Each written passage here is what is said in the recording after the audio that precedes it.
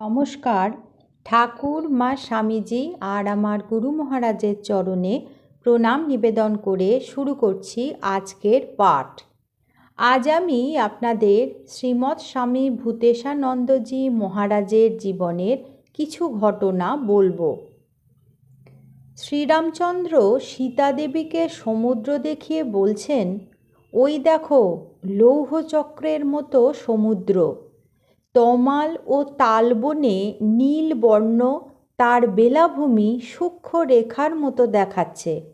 মনে হচ্ছে লৌহচক্রের পরিধি রেখায় যেন মালিন্য লেগেছে।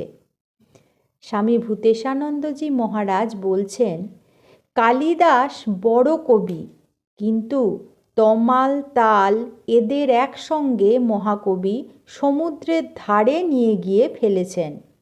সমুদ্রের ধারে তমাল গাছ হয় না, এইসব আর্য প্রয়োগ।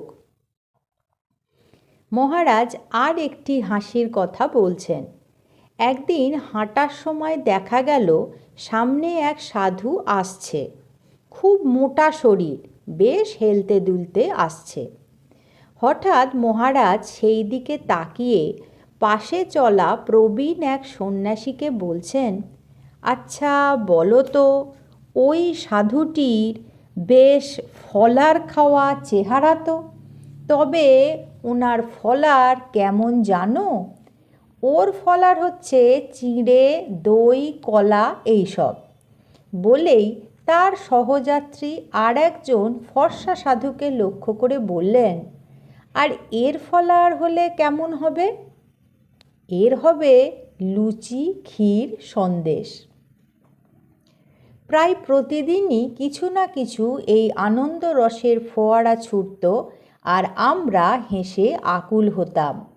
স্বামী রীতানন্দ বলছেন, তাঁর সকালের দর্শনের সময়ও এই হাসির বন্যা বয়ে যেত। একদিন তিনি বসে আছেন, গায়ে একটা খুব সাদা সোয়েটার।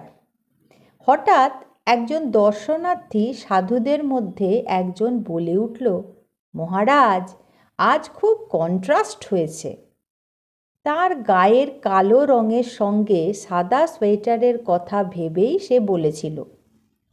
স্বামী ভূতেশানন্দজি মহারাজ সঙ্গে সঙ্গে বললেন, হ্যাঁ ঠিক, যেমন তোমার পাশের অমুকের সঙ্গে তোমার কন্ট্রাস্ট। পাশের সাধুটির গায়ের রং ছিল খুবই উজ্জ্বল, আর বক্তা সাধু প্রচণ্ড কালো। এই রকমই হিউমার করতেন মহারাজ। ঢাকার এক মহারাজের স্মৃতিধৃত কয়েকটি ঘটনা। তাঁরই ভাষায় বাংলাদেশে পূজ্যপাদ ভূতেশানন্দজি মহারাজ 8 বার গেছেন এবং ভক্তদের কৃপা করেছেন। হাজার হাজার ভক্ত তাঁর কৃপা পেয়ে ধন্য হয়েছে। ঢাকা মঠে থাকলে 1 মাস ধরে উৎসব লেগে থাকত। তাঁর বক্তৃতা সকলে মুগ্ধ হয়ে শুনত। কোনো জড়তা নেই, একেবারে সাবলীল বক্তৃতা। কখনো মঠে সন্ধ্যা আরাত্রিকের পর চেয়ারে বসতেন মহারাজ, ঘাসের ওপর ভক্তেরা বসত। অনেকক্ষণ ধরে চলত বিভিন্ন প্রসঙ্গের আলোচনা, হাসি ঠাট্টাও করতেন খুব। একবার এক মা তার ছোট ছেলেকে নিয়ে মহারাজকে প্রণাম করতে এসেছেন। মা প্রণাম করে ছেলেটিকে বললেন, মহারাজকে প্রণাম করো। ছেলেটি প্রণাম করতে চাইছে না। এই দেখে মহারাজ একটি অন্য ছেলের গল্প বললেন। একটি বাচ্চা ছেলে প্রণাম করতে গিয়ে দেখে ঝুড়িতে চকলেট নেই। সে তখন মাকে ডেকে বলছে, মা প্রণাম নেই। প্রণাম বলতে সে চকলেটই বুঝেছে। ঢাকা মঠে পূজ্যপাদ মহারাজ সকালে হাঁটছেন, সাথে একজন সেবক মহারাজ এবং আরও 2-3 জন। মহারাজ দুটো গাছ দেখে জিজ্ঞাসা করছেন, ওগুলো কি গাছ বলো তো? একজন উত্তর দিলেন, ইউক্যালিপটাস। মহারাজ থমকে দাঁড়ালেন, বললেন, ইউক্যালিপটাস? তখন উত্তরদাতা বললেন, ইউক্যালিপটাস। মহারাজ হাসতে হাসতে অন্য প্রসঙ্গে চলে গেলেন। মহারাজ একজন ব্রহ্মচারীকে জিজ্ঞাসা করলেন, কাল বিকেলে তোমাকে দেখিনি কেন? ব্রহ্মচারী উত্তর দিল, অফিসে টাইপের কাজ ছিল। সেবক মহারাজ বললেন, অনেক কাজ পড়েছে, মহন্ত মহারাজকেও অনেক কাজ করতে হচ্ছে মহারাজ। পূজ্যপাদ ভূতেশানন্দজি মহারাজ একথা শুনে একটু দাঁড়ালেন। বললেন, না, মহন্তের কোনো কাজই নেই। সেবক মহারাজ আশ্চর্যান্বিত হয়ে জিজ্ঞাসা করলেন, কাজ নেই? তখন মহারাজ বললেন, না, কোনো কাজ নেই। আসলে মোহের অন্ত হলে ক্রীড়াকর্মাদি মিথ্যে হয়ে যায়। মহারাজ ভক্তদের সঙ্গে হাঁটছেন।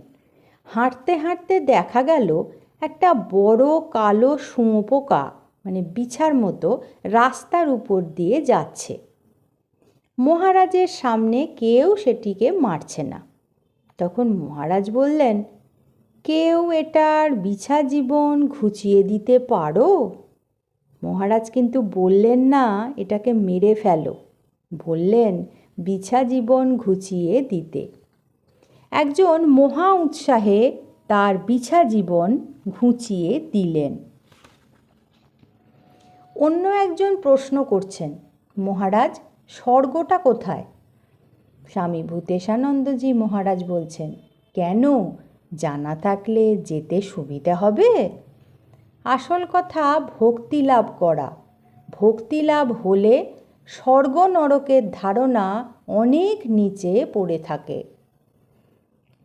আমার মঠে যোগদানের প্রথম দিকের কথা। স্বামী রীতানন্দ বলছেন, মহারাজ খাটে শুয়ে আছেন।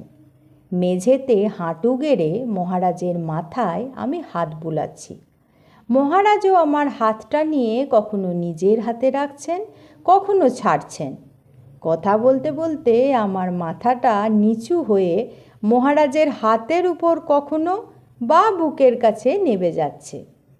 মহারাজ তখন সেই দেখে বললেন, গরু আর বাছুর কেমন থাকে দেখেছ? আজ এই পর্যন্তই। পরবর্তী পর্বে আমি আপনাদের এই রকমই কিছু ঘটনা বা মহারাজের বলা গল্প শোনাব। ঠাকুর, মা স্বামীজি আর আমার গুরুদেবের চরণে আপনাদের সর্বাঙ্গীন মঙ্গল কামনা করি। আপনারা সকলে ভালো থাকুন, সুস্থ থাকুন, এটাই কামনা করি। নমস্কার।